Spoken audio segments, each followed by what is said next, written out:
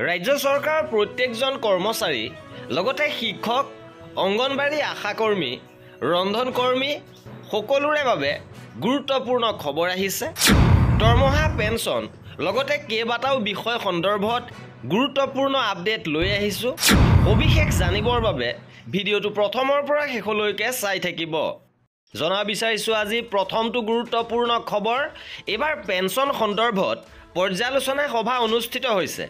গুৰুত্বপূৰ্ণ প্ৰস্তাৱ লোৱা হৈছে।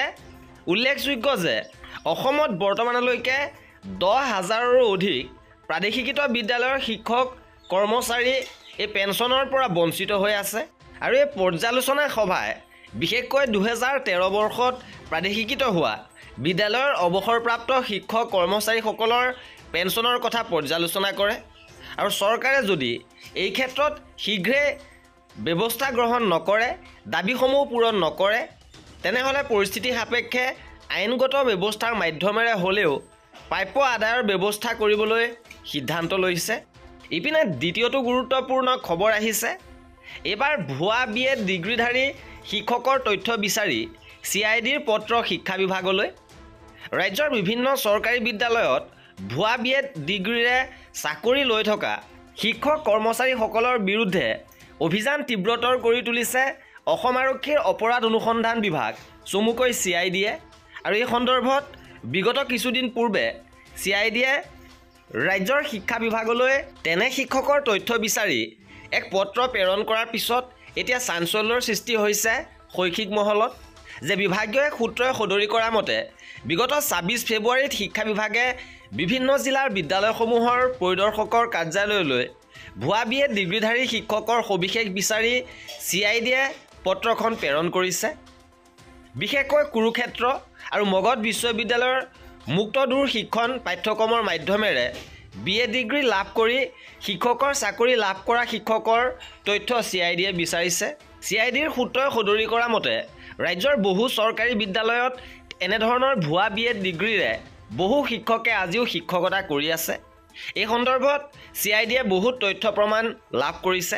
আৰু সকলো জিলাৰ বিদ্যালয়ৰ পৰা সবিশেষ প্ৰতিবেদন অহাৰ পিছতে ভুৱা শিক্ষকৰ বিৰুদ্ধে CIDৰ অভিযান তীব্ৰতৰ কৰি তুলিব। ইপিনে শিক্ষা বিভাগৰ আন এক গুৰুত্বপূৰ্ণ খবৰ আহিছে। সন্মিলিত শিক্ষক মঞ্চৰ অধিৱেশনত শিক্ষামন্ত্ৰীৰ ঘোষণা, কোনো কাৰণতে সলনি নহয় বিদ্যালয় প্ৰাদেশিকৰণৰ লক্ষ্মণ ৰেখা। ৰাজ্যৰ অপ্ৰাদেশিকৃত শিক্ষানুষ্ঠানসমূহ প্ৰাদেশিকৰণৰ ক্ষেত্ৰত 2006 চনৰ 1 জানুৱাৰীৰ ভিত্তিবৰ্ষ সলনি নহয়।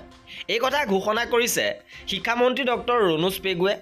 আৰু অসম সন্মিলিত শিক্ষক মঞ্চৰ দ্বিবাৰ্ষিক অধিৱেশনত অংশগ্ৰহণ কৰিছিল শিক্ষামন্ত্ৰীয়ে আৰু কেইবাটাও গুৰুত্বপূৰ্ণ ঘোষণা কৰিছে।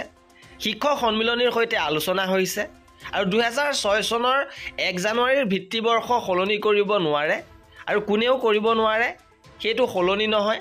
আৰু ন্যূনতম সংখ্যক শিক্ষাৰ্থী বিদ্যালয়সমূহত থাকিব লাগে, সেইটো ক্ষেত্ৰতো সলনি নহয়। কিন্তু 2001 চনৰ জানুৱাৰীৰ আগত যি অনুমতি আছে সেইখিনি আমি পুনৰ বিবেচনা কৰিম আৰু সেই পুনৰ বিবেচনাৰ ভিত্তিতে আমি আগুৱাই যাম। ইপিনে অংগনবাড়ী আশাকৰ্মী আৰু মধ্যাহ্ন ভোজনৰ কৰ্মীসকলৰ বাবে আহিছে সুখবৰ। শীঘ্ৰে আপোনালোকৰ দৰমহা বৃদ্ধি পাব। আৰু ইতিমধ্যে কেইবাবাৰো মাননীয় বিত্তমন্ত্ৰী অজন্তা নেওগ মহোদয়ৰ সৈতে আলোচনা অনুষ্ঠিত হৈছে।